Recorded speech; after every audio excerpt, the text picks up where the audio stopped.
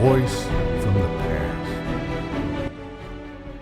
This game was the first game of the official First World Chess Championship. It was played between Dr. Zukertort and Mr. Steinitz. The game was played on January 11th, 1886. On the next day, New York Daily published the below article. Ladies and gentlemen, in the presence of their respective umpires and the committee of the Manhattan Chess Club in charge of the match, Dr. Zukertort and Mr. Steinitz will now begin their match for the chess championship of the world and a stake of $2,000 aside. This briefly, George T. Green, the president of the Manhattan Chess Club, announced yesterday the beginning of the contest, which is exciting the deepest interest in chess circles everywhere, and is to settle the momentous question of who is today the best chess player in the world. Previous tournaments in various places have shown that this coveted honor belongs to one of these two men. Each has in turn vanquished all other claimants. The two champions are seated on a slightly elevated platform in a small room at one end of a long hall at number 85th Ave.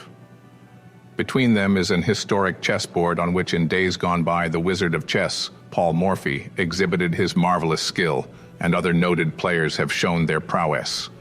The luster of its varnish has been somewhat dimmed by years. On the table, balanced on either side of a small rod, are two diminutive clocks of peculiar construction. When one clock is tipped up, it stops running, and the pendulum of the other begins to swing. When on a level, both cease. When a player makes a move, he tips upward his own clock, thereby stopping it and starting his opponent's. Thus is shown how long each player takes over a move, and at the end of the game, how much time each has consumed. Though Zukertort and Steinitz are the giants of the chess world, in the circle which John L. Sullivan adorns, they would be classed as featherweights. They are both considerably below the medium height. Their physical development all runs to brain. Steinitz is the heavier of the two men. Indeed, for such a little man, he is burdened with a respectable quantity of avoirdupois. His face is full, his forehead high and bulging. He has a bushy brown beard and an abundance of dark hair. His face wears an expression of imperturbably amiability. In features, Dr. Zukertort presents a striking contrast to him. With the aid of a little stage dressing, he would make a first-rate Mephistopheles. His face is long and thin, his beard pointed, his nose long and sharp, his hair scant, and revealing a little bald patch. He has a shrewd, wide-awake look at all times, and has a habit of occasionally bunching his eyebrows, corrugating his brow, and scanning his adversary as though he would read his inmost thoughts. It would make a nervous man feel rather uncomfortable, but Steinitz's temperament is evidently phlegmatic. His spare frame is much like that of Senator Evarts, and at times he drops into the same fashion of knotting his legs together beneath his seat. Only a few specially privileged persons are admitted within the room where the game is played. The spectators must content themselves with watching it through two wide-open folding doors or see it reflected in a large chessboard hung on a well in the main hall. On this board, Captain Mackenzie repeats each move as it is made. Among those permitted to gaze on the two champions at close quarters are, of course, the two umpires. Thomas Frere, umpire for Mr. Steinitz, is even smaller than either of the contestants, and his cranial development is made all the more prominent by reason of his entire baldness. Adolf Mola, Dr. Zukertort's umpire, has a good deal of length, but little breadth or weight. D.M. Martinez of Philadelphia, who in 1882 paid Mr. Steinitz $1,000 for the privilege of losing 7 successive games to him, is also admitted with the sanctum. An artist gained access for a short space to make a sketch of the champions at work. There are not more than 40 persons present, including 2 women, when the game begins. Later editions swell the number to about 70. They are a brainy-looking lot of men, however, apt to be rather careless as regards the niceties of dress, and their hair is generally ruffled from a habit of running their fingers through it common to most chess players. The German element seems to predominate. Many smoke.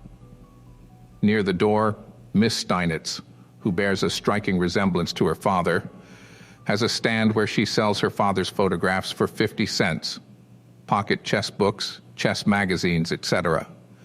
She explains that she has not yet been able to get photographs of Dr. Zukertort, but hopes to have them on sale soon.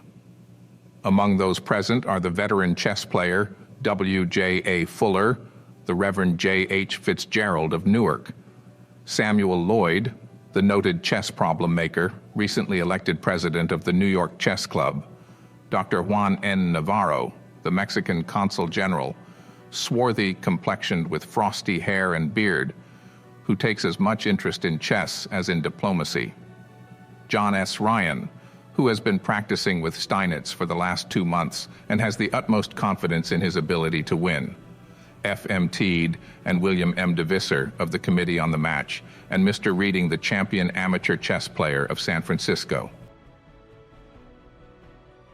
The game begins at 5 minutes after 2. Dr. Zukertort tosses up a cent and wins the first move.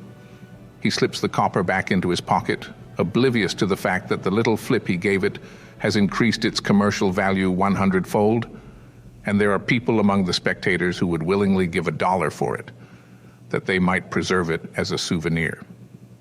Dr. Zukertort proffers the queen's gambit by advancing his queen's pawn 2 squares. Steinitz promptly responds with the same move. The Dr. Zukertort quickly moves his queen's bishop's pawn 2 squares. Steinitz stretches his legs wide apart, places his 2 hands upon them, and settles down to some hard thinking. Will he accept or decline the gambit? Everybody is mentally inquiring.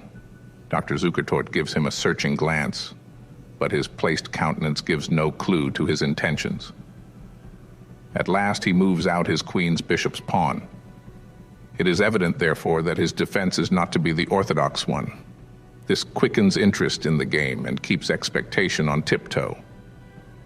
Dr. Zukertort seems the more nervous of the two. He often strokes his beard, changes the position of his fee, and sometimes beats a tattoo with them on the floor. Now and then, while his adversary is meditating a move, he rises from his seat and walks up and down the little room, with his hands clasped behind his back. But it is not to be inferred that his thoughts are off the game. He can carry on several games without looking at the board, and so can Steinitz. After the game has been going on an hour and a half, Dr. Zukertort, while pacing the floor, yawns perceptibly. Steinitz does not often move from his seat. His short legs are not well adapted to walking.